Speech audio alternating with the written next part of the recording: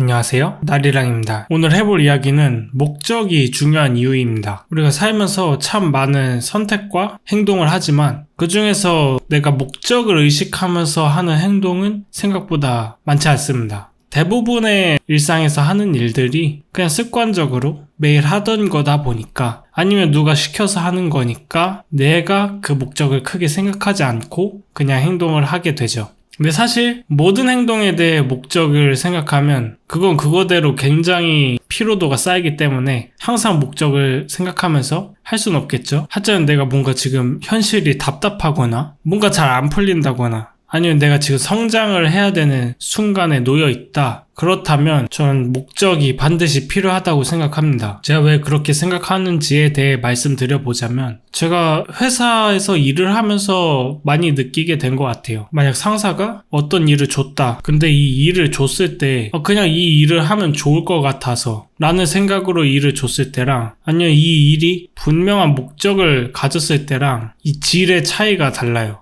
그냥 이 일을 하면 좋을 것 같다라고 해서 그 일을 시작했을 때 어떤 상황이 발생하면요, 일단은 목적이 모호하다 보니까 제가 할 수 있는 행동도 되게 모호해져요. 그래서 그냥 되게 어중간하게 일 처리가 되는 거죠. 그리고 일을 끝마쳤을 때 분명 제대로 수행하지 못한 부분이 있을 거 아니에요? 그러면 이제 그 부분을 피드백해서 다음에 더 나은 실행을 해야 되는데 피드백이 안 됩니다. 왜냐하면 목적성이 불분명하니까 내가 제대로 된 과정을 거치지도 못했고, 일단은. 그리고 목적이 있어야 방향이 생기고, 그 방향에 맞는 길로 갔는지를 파악하는 게 결국 피드백이라 생각을 하는데, 그 자체가 파악이 안 되니까 어느 부분을 수정해야 하는지 알 수가 없는 거죠. 그래서 내가 하는 일도 많아지고 책임도 많아지고 하는데 정작 얻는 게 없더라고요. 더 나아지는 것도 없고요. 그래서 저도 크게 생각을 안 하고 있다가 목적을 세우는 게 굉장히 중요하다는 걸 이번에 깨닫게 된 것 같습니다. 그래서 목적의 이점에 대해서 좀 더 설명해 보자면, 저의 인생은 항상 선택의 기로에 서게 됩니다.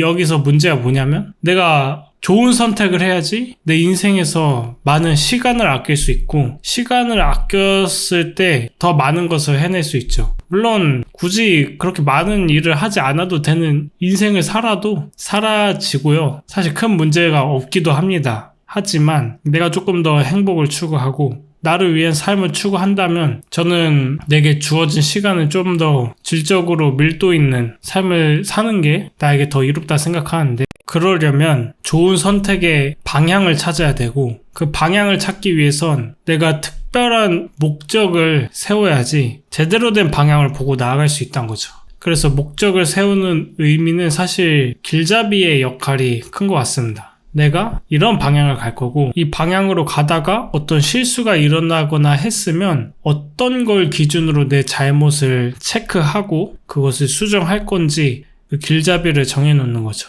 그 길잡이가 있었을 때 내가 과정 중에 실패를 해도 그 과정에서 되게 많이 배울 수 있거든요. 그래서 저는 목적이라는 길잡이의 역할이 굳이 성공으로 가는 데만 도움이 되는 게 아니라 실패를 했을 때도 나에게 많은 배움을 줄 수 있는 장치를 미리 세워놓는 과정이라고 생각을 합니다. 그래서 목적이 중요하다. 그래서 좋은 목적은 어떻게 세우냐 또 생각을 해보면요, 사실 부딪히는 거라고 생각을 합니다. 제가 이번에 좀 여러 가지 도전을 해보니까 느낀 건, 처음부터 세심한 계획과 목적을 세울 수는 없어요. 왜냐면 이것에 대해 잘 알지도 못하는데 전문가처럼 따다닥 완벽한 계획을 세울 수는 없는 거죠. 그래서 제가 하는 방법을 말씀드리자면, 일단은 남들이 하는 방법을 좀 베껴봅니다. 남들이 이 일을 이런 방식으로 하네? 그러면 거기서 거대한 대단원들이 하나씩 있을 거 아니에요. 앱 출시를 목적으로 한다면 앱 기획, 베타 테스터 모집, 베타 테스트 진행, 개발, 출시 이런 식으로 큰 대단원들이 있겠죠. 제가 이번에 실제로 했던 것들인데 사실. 그래서 일단은 그 커다란 목표를 먼저 세워서 그냥 그거 하나만 보고 조금씩 가보는 겁니다. 근데 이제 그 과정에서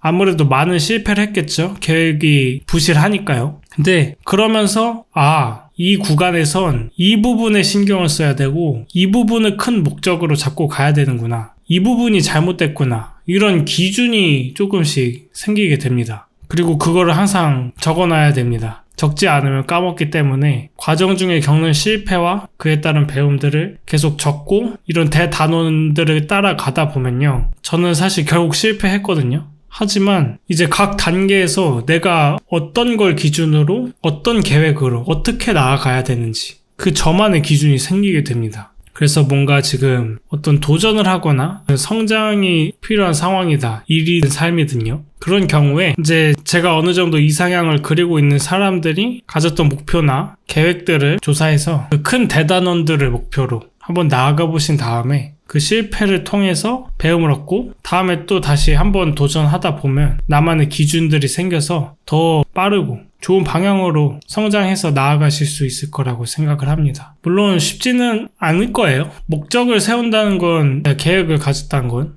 뭔가 제대로 실행을 해보겠다는 건데 그거 자체가 생각보다 에너지를 많이 쏟는 일이잖아요. 그래서 사실 쉽지는 않은 일이겠지만 그래도 우리가 삶에서 그런 쉽지 않은 길에 나 스스로를 던졌을 때 그동안 느껴보지 못했던 기쁨이나 행복을 얻을 수 있는 것 같습니다. 그래서 부디 조금 두려우시더라도 그 안에 즐거움이 있음을 믿으시고 한번 도전해보셔서 더 즐거운 삶을 사셨으면 좋겠습니다. 오늘 하고 싶은 얘기는 여기까지입니다. 영상 시청해주셔서 감사합니다.